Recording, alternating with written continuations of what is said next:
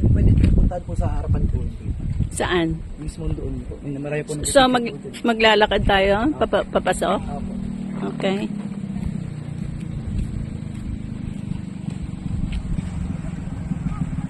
Say hi! Hello! Mga turista! Benvenuti!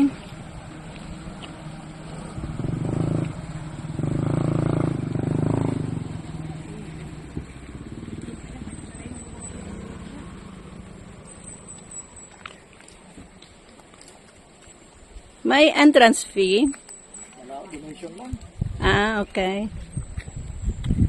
Kung okay lang po sa amin, dalawa po. Magkano entrance to, Toy? Wala po, donation lang po. Ah, okay. Ito na.